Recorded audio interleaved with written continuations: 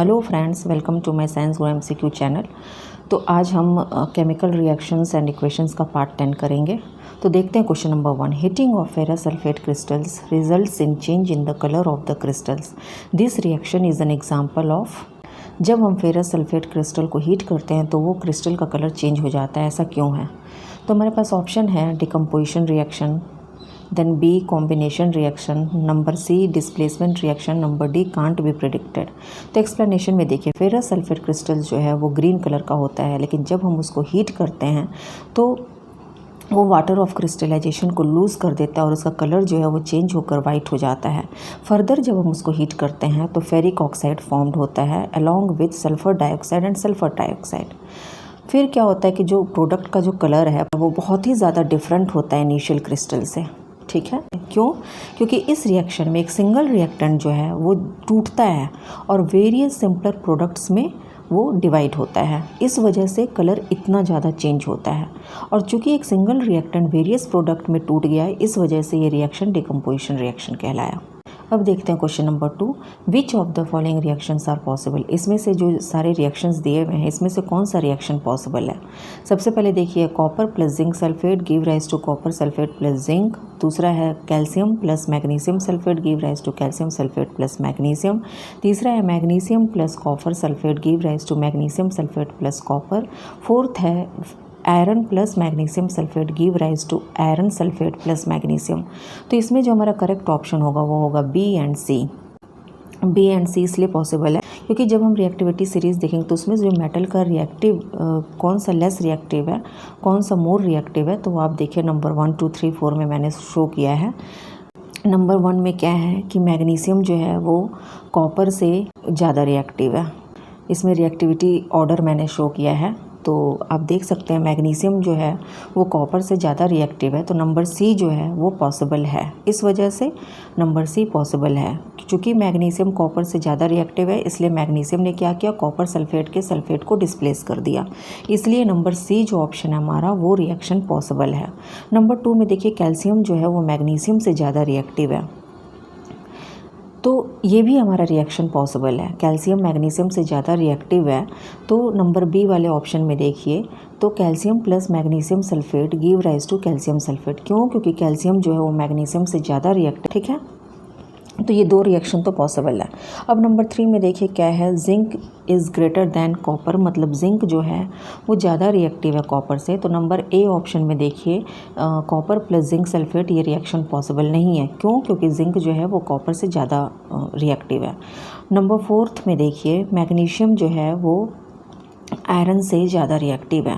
तो इसमें जो नंबर डी ऑप्शन है, iron plus magnesium sulphate, iron ने मैग्नीशियम सल्फेट के सल्फेट को डिस्प्लेस कर दिया है, तो इस वजह से ये रिएक्शन पॉसिबल नहीं है। क्योंकि मैग्नीशियम जो है वो आयरन से ज़्यादा रिएक्टिव। अगर आयरन मैग्नीशियम से ज़्यादा रिएक्टिव होता तो ये रिएक्शन पॉसिबल होता। तो कहने का मतलब ये है कि कोई भी एलिमेंट दूसरे एलिमेंट के जो सॉल्ट सॉल्यूशन है उसमें से उसको डिस्प्लेस तभी कर पाता है जब वो एलिमेंट उस सॉल्ट सॉल्यूशन के एलिमेंट से ज़्यादा रिएक्टिव हो। तो इस वजह से ये जो ऑप्शन है हमारा ए बी सी डी, इसमें सिर्फ और सिर्फ B and C reaction possible है। अब चलिए देखते हैं question number 3। Zinc plus iron chloride give rise to iron plus zinc chloride, find out which of the above component is getting oxidise. तो इस रिएक्शन में कौन सा कंपोनेंट ऑक्सीडाइज्ड हो रहा है? तो यहाँ पे साफ साफ हमें दिख रहा है जिंक।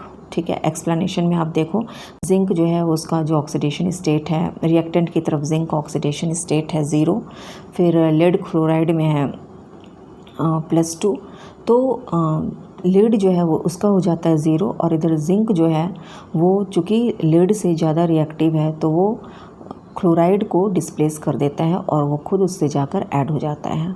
तो जिंक का यहाँ पर आकर ऑक्सीडेशन स्टेट बन जाता है +2। ठीक है, तो इस वजह से जिंक जो है ये ऑक्सीडाइज्ड हो रहा है और लेड जो है वो रिड्यूस्ड हो रहा है। अब देखते हैं क्वेश्चन नंबर 4।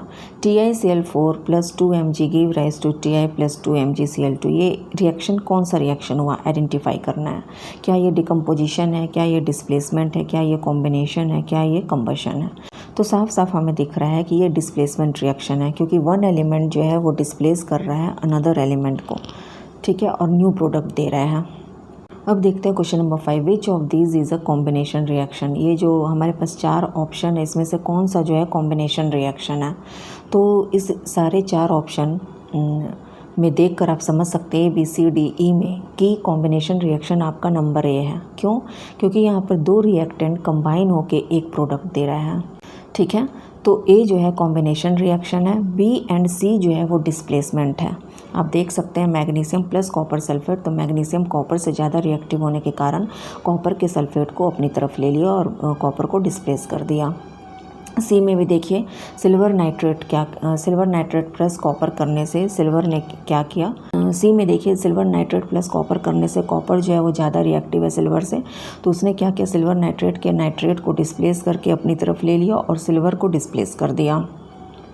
तो बी एंड सी जो है वो डिस्प्लेसमेंट रिएक्शन है। डी जो है वो डिकम्पोजिशन है। आप देख सकते हैं HgO मर्क्यूरिक ऑक्साइड जो है उसमें क्या हुआ, वो डिकम्पोज होकर एक रिएक्टेंट जो है वो 2 प्रोडक्ट में कन्वर्ट हो रहा है। ठीक है, ब्रेक हो रहा है 2 प्रोडक्ट में, तो ये डिकम्पोजिशन रिएक्शन है। अब देखिए क्वेश्चन नंबर 6 है, विच of the following reaction is not exothermic. ये जो 4 ऑप्शन इसमें से कौन सा रिएक्शन जो है वो एक्सोथर्मिक नहीं है। ठीक है, एक्सोथर्मिक का मतलब है कि जो हीट रिलीज़ नहीं कर रहा है। अब नंबर 1 में देखिए वो एक्सोथर्मिक नहीं है। क्यों? क्योंकि कैल्शियम कार्बोनेट को डिकम्पोज करने के लिए हमें हीट की ज़रूरत पड़ेगी। डिकम्पोजिशन रिएक्शन में अक्सर हीट की ज़रूरत पड़ती है, तो यहाँ हीट एब्जॉर्ब हो रहा है। ठीक है, कैल्शियम कार्बोनेट हीट एब्जॉर्ब करेगा तभी वो फिर अपना 2 प्रोडक्ट देगा, calcium oxide plus carbon dioxide, और इस वजह से ये रिएक्शन एंडोथर्मिक कहलाएगा। क्वेश्चन नंबर 7 देखते हैं, observe the following reaction NH3 plus HCl give rise to NH4Cl। तो इसमें से जो है 4 ऑप्शन दिया है, इसमें पूछा जा रहा है कि जो reaction NH3 plus HCl give rise to NH4Cl, ये जो 4 ऑप्शन इसमें से कौन सा ऑप्शन सही है। क्या ये कॉम्बिनेशन है, क्या ये डिकम्पोजिशन है, क्या ये डबल डिस्प्लेसमेंट है या सब्सटीट्यूशन है। तो आपको बता दूं मैं कि ये ऊपर आपको देख के समझ में आ रहा है कि 2 रिएक्टेंट जो वो सिंगल प्रोडक्ट में कन्वर्ट हो रहा है, इट मीन्स कि कॉम्बिनेशन रिएक्शन है। ठीक है, question number 8, during decomposition of an activated complex, जब किसी भी एक्टिवेटेड कॉम्प्लेक्स का डिकम्पोजिशन होता है तो उस समय क्या होता है। क्या एनर्जी हमेशा रिलीज़ होता है, क्या एनर्जी हमेशा एब्जॉर्ब होता है, क्या एनर्जी चेंज ही नहीं होता है, या नन ऑफ द अबव।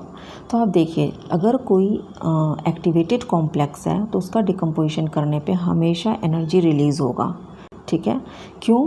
क्योंकि द एक्सप्लेनेशन में देखिए the energy required to form an intermediate is called as activation energy and the complex formed is called as activated complex.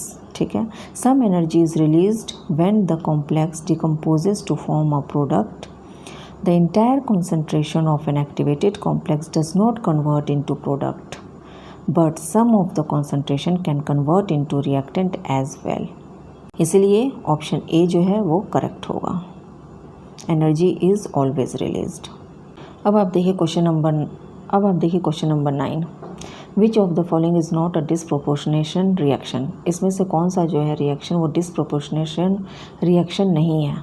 तो ऑप्शन में देखते हैं NH4NO3 give rise to N2O plus H2O, P4 give rise to PH3 plus HPO2, IO3 negative give rise to I2, PCl5 give rise to PCl3 plus Cl2। तो इसमें कौन सा जो है वो डिसप्रोपोर्शनेशन रिएक्शन नहीं है, तो 1 और 4 है। अब चलिए देखते हैं कि डिसप्रोपोर्शनेशन रिएक्शन कहलाता क्या है। डिसप्रोपोर्शनेशन रिएक्शन को डिसम्यूटेशन रिएक्शन भी कहते हैं, और ये बेसिकली एक तरह का रेडॉक्स रिएक्शन है जिसमें कि साइमल्टेनियस साथ में रिडक्शन और ऑक्सीडेशन होता है एटम्स का, सेम एलिमेंट के एटम्स का रिडक्शन और ऑक्सीडेशन होता है।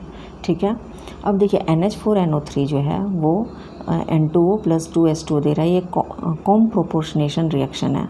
PCl5 जो है वो डिसप्रोपोर्शनेशन रिएक्शन शो नहीं करता है, क्योंकि इस कंडीशन में फॉस्फोरस जो +5 ऑक्सीडेशन स्टेट शो करता है, जो कि मैक्सिमम ऑक्सीडेशन है जो ये एक्वायर किया हुआ है।